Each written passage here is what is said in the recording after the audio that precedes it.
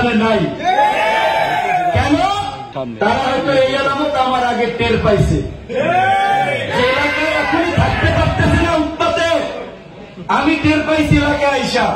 তো আমি বলছি যে ঢাকায় যাইয়া কয়েকবার ডক্টর ইউনূসের সামনে জোরালো ভাবে নির্বাচনের পক্ষে যে বক্তব্য দিয়েছিলাম, এইবার ইউনূস সাহেবের সামনে আগামীকালকে থেকে জাতীয় ঐক্যমত্যের মিটিং হচ্ছে, ক্ষমা চাইতে হবে যে স্যার নির্বাচন আপনি যখন মনে করবেন উপযুক্ত পরিবেশ তৈরি হয়েছে তখন আপনি দিয়েন।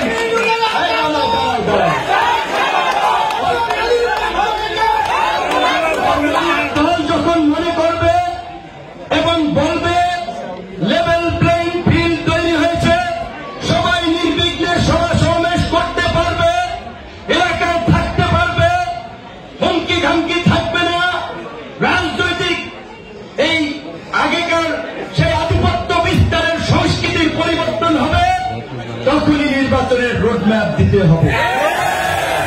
নির্বাচন নিয়ে তো আমরা জোরাল বক্তব্য গরম গরম বেশি চিল্লাইছি, এলাকায় আসি নাই তো সত্যিকারের তো অনেকদিন এইখানে টের পাই নেই যে এলাকায় এই রকমের কেয়ামত শুরু হয়ে গেছে।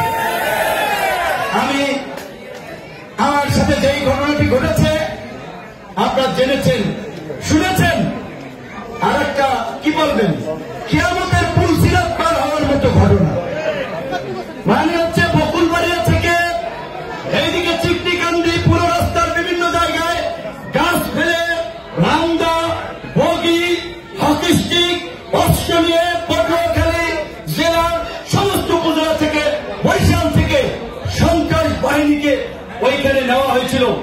আর্মি পুলিশ ভূমিকা নিতে পারে নাই, কারণ ডিসি সাহেব এইখানে একটা ডিসি হাসান মামুনের শিষ্য, এই ডিসির অপকর্ম ইতিমধ্যেই পটুয়াখালীর সাংবাদিক থেকে শুরু করে সচেতন সমাজ জানেন। উনি ডিসি মাপবাড়ি করছে, সাংবাদিকদের কমিটি নিয়ে ঝামেলা করছে, আপনারা অবগত আছেন।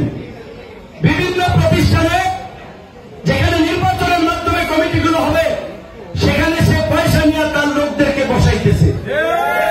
আর বিভিন্ন জায়গায় যেমন ধরেন চেয়ারম্যান যদি গ্রেপ্তার হয় তাহলে নিয়মিত অনেক জায়গায় প্যানেল চেয়ারম্যান হবে। তো এই সমস্ত জায়গায় যেখানে পয়সা পাচ্ছে না সেইখানে দিচ্ছে না। 10 ফলে পয়সা পাইলে আওয়ামী লীগের লোককেও ইউনিয়ন পরিষদের চেয়ারম্যান দিতেছে। গোলখালিতে বিএনপির লোক পয়সা দেয় নাই, চেয়ারম্যানই তাকে দেয় নাই।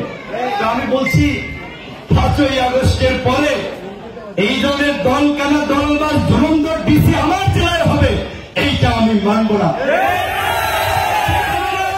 আমি পটুয়াখালীতে বলবো আমাদের এই আরেক তরুণ নেতা আগামীতে গণ অধিকার পরিষদ যদি এককভাবে নির্বাচন করে পটুয়াখালী 1 আসন থেকে নির্বাচন করবে ইনশাআল্লাহ।